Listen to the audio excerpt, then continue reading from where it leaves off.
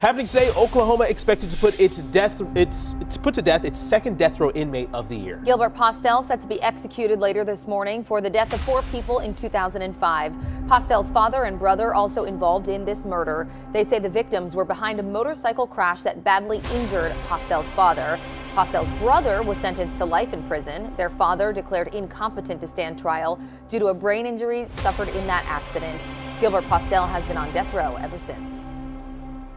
I want to be better for my family. I want to be somebody that they can be proud of. I learned that drugs was not a good thing for me to get involved in. I think he needs a certain amount of forgiveness. That's what Gilbert Postelle's lawyer told the parole board in December 2021. Forgiveness for what exactly? Gilbert Postelle walked up to 4 people on Memorial Day 2005. He made them kneel in the dirt outside a trailer park. Then he fired over 30 rounds from an AK-47 rifle into their bodies. 2 of them tried to run. He shot them in the back. One victim's mother never got to see her son's body. It was too riddled with bullets to view. Gilbert was 18 years old when he did this. He's now 35, sitting on death row, asking for mercy. His execution date is set for February 17th, 2022. But here's what makes this case so disturbing. Gilbert didn't kill these people for money. He didn't kill them over drugs or a deal gone wrong. He killed them because his father got into a motorcycle accident and blamed the wrong person. 4 innocent people massacred over something that never even happened. But the story gets darker when you learn what happened during the actual attack and why Gilbert's own family helped him do it.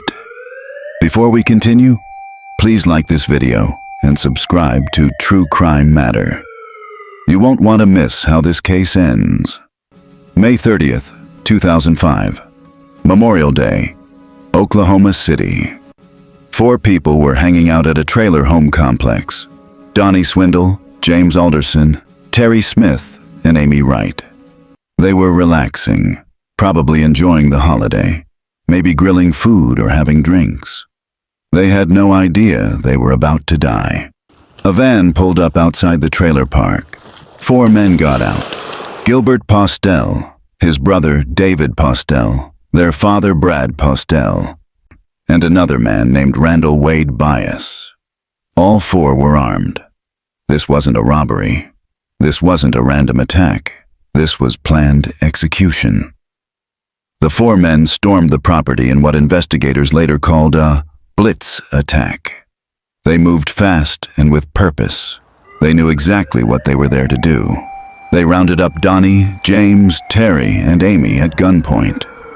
The victims had no chance to fight back, no chance to run, no chance to call for help. The attackers forced all 4 victims outside into the yard. They made them walk to an open area. Then they gave them an order: kneel. Donnie Swindle dropped to his knees. James Alderson did the same. Terry Smith knelt in the dirt. Amy Wright was terrified but complied. They were begging for their lives. They were asking what they did wrong. They didn't understand why this was happening. Gilbert raised his AK-47 rifle and started firing. He didn't fire a few shots. He fired over 30 rounds. The sound of gunfire echoed through the trailer park. Neighbors heard it and thought it was fireworks because it was Memorial Day. All 4 victims were hit multiple times. Amy Wright and James Alderson somehow managed to get up and run. Despite being shot, they tried to escape. They ran for their lives. Gilbert turned and shot them both in the back.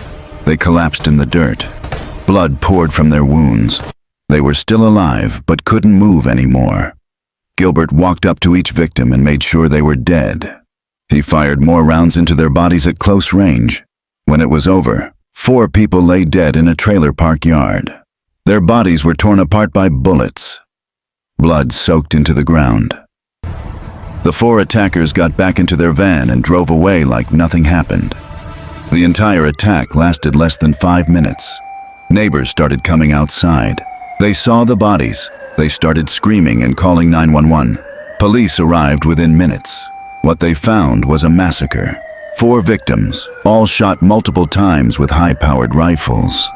Shell casings everywhere. blood covering the ground. One of the officers on scene said it looked like a war zone. Donnie Swindle's body was so damaged by bullets that his mother, Mary Jo Swindle, was told she couldn't view it. The funeral had to be closed casket. She never got to see her son one last time. James Alderson had been shot in the back while trying to flee. He died face down in the dirt. Terry Smith never even had a chance to run. He was shot so many times that investigators couldn't immediately count all the wounds. Amy Wright was the only woman killed. She tried to escape but was gunned down from behind. None of the victims were armed. None of them fought back. They were executed. But why? What did these 4 people do to deserve this? The answer is nothing. Absolutely nothing. To understand how this massacre happened, you need to know about the Postelle family. Gilbert Ray Postelle was born on June 22, 1986 in Oklahoma. His mother abandoned him when he was young. He was raised by his father, Brad Postelle. Brad wasn't exactly Father of the Year. He had a drug conviction in 1996. By 1999, police suspected he was manufacturing methamphetamine in an old school bus behind his house.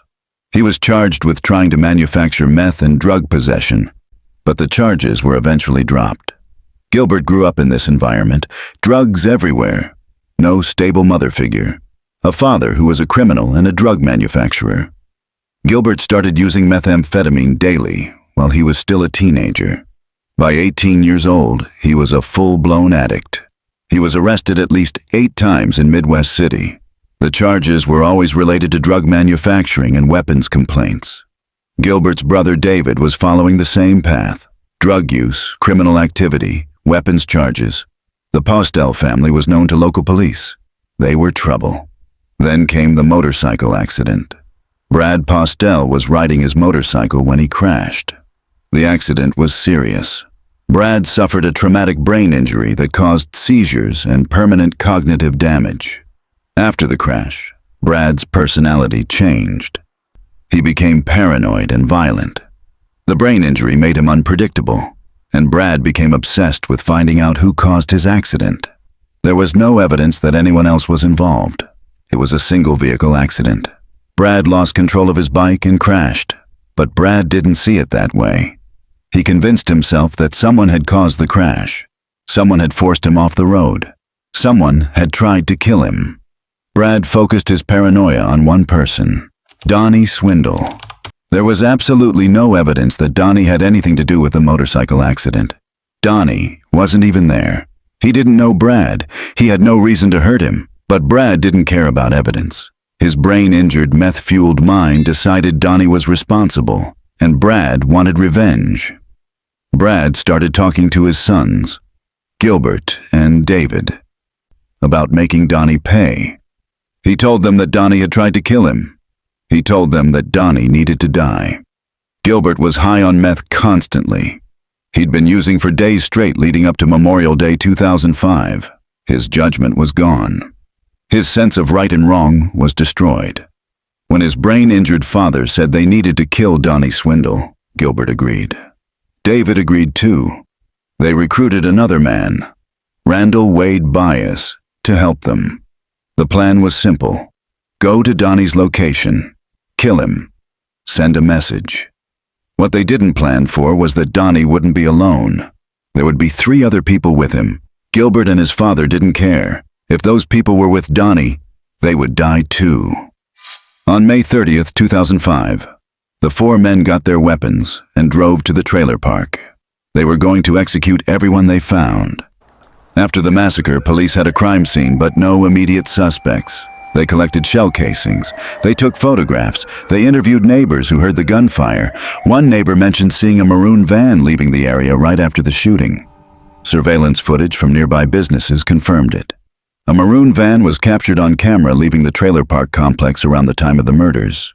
Police put out a bulletin for the van. They needed to find it. Meanwhile, investigators started looking into the victims. Was this a targeted hit? Did someone have a grudge against these 4 people? They learned about the tension between Brad Postelle and Donnie Swindle. They learned about Brad's motorcycle accident and his belief that Donnie was responsible. Police started watching the Postelle family. On July 7, 2005, more than a month after the murders, detectives got a break. The maroon van was found in Terre Haute, Indiana. Police tracked it to two men, Avis Sanders and Daniel Ashcraft. Both admitted they had driven the van to Indiana after the murders. They told police everything. They said Gilbert Postelle, David Postelle, Brad Postelle, and Randall Bias were the shooters. Police recovered trace evidence from the van: blood, gunshot residue, DNA, everything connected back to the Postelle family. On August 16, 2005, police arrested David Postelle and Brad Postelle.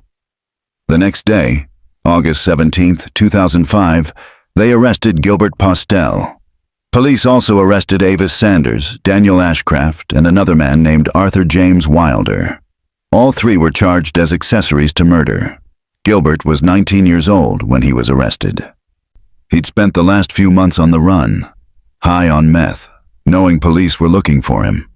Now he was in custody facing 4 murder charges. Randall Bias was arrested separately. He immediately started talking. He wanted a deal. Bias told prosecutors he would testify against Gilbert in exchange for a reduced sentence. Prosecutors agreed. Bias described the massacre in detail. He said Gilbert fired the most shots. He said Gilbert shot the victims in the back as they tried to run. The evidence was overwhelming. Witness testimony, physical evidence, surveillance footage, and now a co-defendant willing to testify. Gilbert Postelle was going to trial for quadruple murder. In 2008, Gilbert Postelle stood trial for 4 counts of murder. The prosecution laid out the case methodically. They showed the jury crime scene photos. They played 911 calls. They brought in forensic experts who explained the ballistics evidence. They called Randall Bias to the stand. Bias testified that Gilbert was the primary shooter. He described how Gilbert made the victims kneel. He described how Gilbert shot them in the back as they tried to escape. Mary Jo Swindle, Donnie's mother, testified about losing her son. She told the jury she never got to see his body because it was too destroyed by bullets. The families of James Alderson, Terry Smith, and Amy Wright all testified about the impact of losing their loved ones. Gilbert's defense team tried to argue that he was under the influence of methamphetamine at the time. They said his father, who had a brain injury, influenced him. They said Gilbert had a learning disability with an IQ in the low 70s.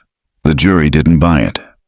After deliberation, they found Gilbert Postelle guilty of all 4 murders. Now came the sentencing phase. Would Gilbert get life in prison or the death penalty? The prosecution argued that Gilbert deserved death. He killed 4 innocent people in cold blood. He shot 2 of them in the back as they fled. He showed no mercy. The defense argued for life in prison. They said Gilbert was young. They said he was influenced by drugs and his brain-injured father. They said he deserved a chance at redemption. The jury made their decision. Gilbert Postelle was sentenced to death for the murders of Amy Wright and James Alderson. He was sentenced to life without parole for the murders of Donnie Swindle and Terry Smith. He received 2 death sentences. Gilbert showed no emotion when the sentence was read. He just stared straight ahead. David Postelle, Gilbert's brother, was sentenced to life in prison without parole. He would never see freedom again. Brad Postelle, their father, was declared incompetent to stand trial due to his brain injury. He would never face justice for his role in planning the massacre. Brad Postelle died on February 18, 2011, at age 46. He died before he could ever be held accountable. Randall Bias, because he testified, received a plea deal. He got a reduced sentence. Gilbert was sent to death row to wait for his execution. Gilbert spent years on death row filing appeals. In December 2011, the Oklahoma Court of Criminal Appeals upheld his death sentence. His appeals were denied. But Gilbert's case became caught up in a larger legal battle about Oklahoma's execution methods. In 2014, a lawsuit called Glossip v. Chandler challenged Oklahoma's lethal injection protocol. Several inmates, including Gilbert, claimed the drugs used in executions caused extreme pain. There had been botched executions in Oklahoma, inmates writhing in pain, executions taking over an hour. It was a disaster. Oklahoma put a moratorium on executions from 2015 to 2021. Gilbert used this time to file more appeals. He argued that lethal injection was cruel and unusual punishment. In February 2020, Gilbert and other inmates tried to reopen the lawsuit. They claimed autopsy evidence showed the drugs made people feel like they were drowning and being burned alive. In August 2021, a federal judge ruled that Gilbert and 5 other inmates had to be removed from the lawsuit because they refused to specify an alternative execution method. Gilbert had refused to choose an alternative based on religious grounds. He didn't want to help the state figure out how to kill him. Once Gilbert was removed from the lawsuit, Oklahoma scheduled his execution. In October 2021, Oklahoma executed John Grant. The execution was botched. Grant vomited and convulsed for several minutes before dying. Gilbert and other death row inmates filed for an injunction. They argued Oklahoma hadn't fixed the problems with their execution protocol. The courts rejected their request. In December 2021, Gilbert had his clemency hearing. This was his last chance to avoid execution. His lawyer, Robert Nance, told the Oklahoma Pardon and Parole Board that Gilbert deserved forgiveness. He argued Gilbert grew up in an environment that was almost exclusively negative. Gilbert testified that he had been using meth for days before the murders. He said he didn't remember much about what happened. Gilbert told the board, "I do understand that I'm guilty, and I accept that. There's nothing more that I know to say to you all than I am truly sorry for what I've done to all these families." Mary Jo Swindle testified again. She told the board she never got to see her son's body because it was so riddled and torn with bullets. The Pardon and Parole Board voted 4-1 to deny clemency. Gilbert's execution would proceed. In January 2022, Gilbert made one final attempt. He asked for a temporary injunction to halt his execution until a trial could be held on the constitutionality of lethal injection. That trial was scheduled for February 28, 2022, after Gilbert's execution date. Gilbert and another inmate, Donald Grant, offered to be executed by firing squad instead of lethal injection. The courts rejected this too. The United States Supreme Court refused to grant Gilbert a stay of execution. There was nowhere left to go. No more appeals, no more delays. Gilbert's execution was set for February 17, 2022. February 17, 2022, Oklahoma State Penitentiary. Gilbert Postelle was 35 years old. He had been on death row for 14 years. For his last meal, Gilbert ordered McDonald's. 20 chicken nuggets, 3 large fries, 2 chicken sandwiches, 1 large cola, and 1 caramel frap. Nothing fancy, just fast food. At 10 o'clock a.m., Gilbert was brought into the execution chamber. He didn't resist. He cooperated fully with the prison staff. He was strapped to a gurney. The IV lines were inserted into his arms. Prison officials asked if he had any last words. Gilbert declined. After 17 years, he had nothing to say. The lethal injection began flowing through the IV. At 10:14 a.m., Gilbert Ray Postelle was pronounced dead. He was the 4th person executed in Oklahoma since the state resumed executions in 2021. Gilbert Postelle killed 4 innocent people because his brain-injured father convinced him that one of them had caused a motorcycle accident.